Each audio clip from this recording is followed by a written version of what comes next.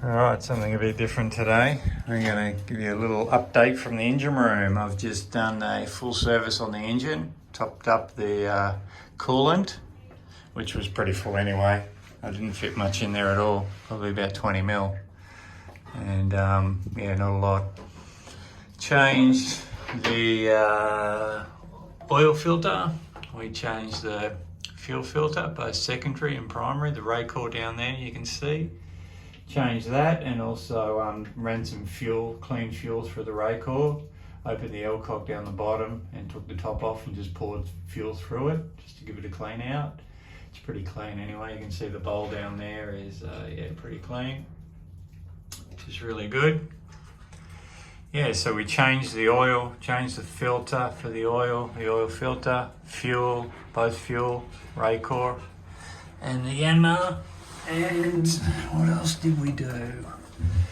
We just gave the engine room a tidy up. I keep it pretty clean anyway, but I just went around with some degreaser, some spray. Just gave it all a spray. We put a new belt on as well.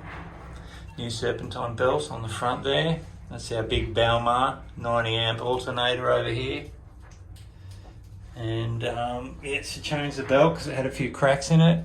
Also changed the impeller on the water pump, which is just here.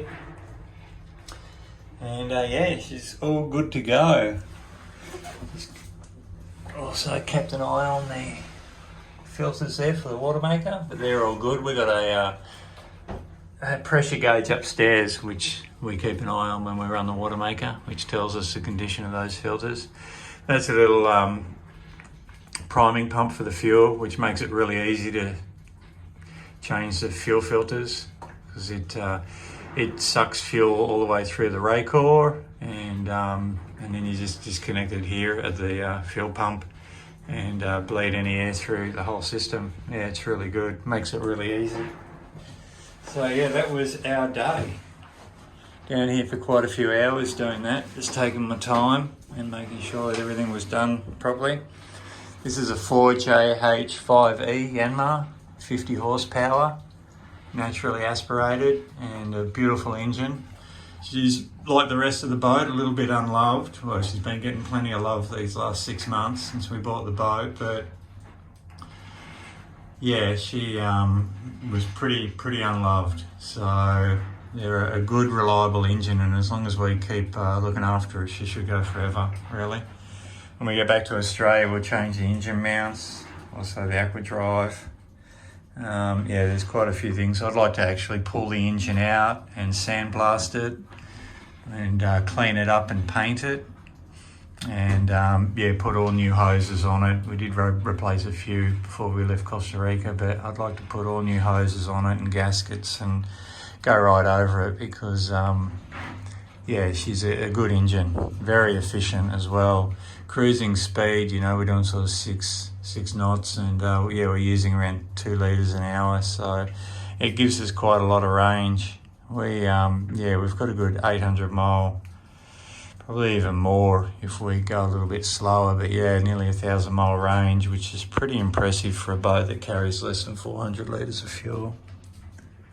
But yeah, all good down here. All right, to sort of show you something different.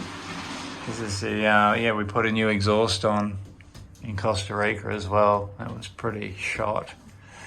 We carry a spare elbow for the exhaust. Sometimes these rust through, but this one seems to be doing pretty good. And yeah, I ripped the end of the heat exchanger off a while ago and just checked all that out. Everything was good. We've replaced a couple of relays down here.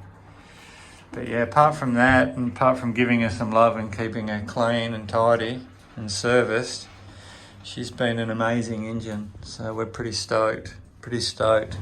We like the older engines, less electronics on them, simpler to maintain and simpler to fix as well if you've got any issues. Now they're all fuel injected, and yeah, give me one of these any day. All right. That's an update from the engine room. All the best, everyone. And as they say in French Polynesia, maruru.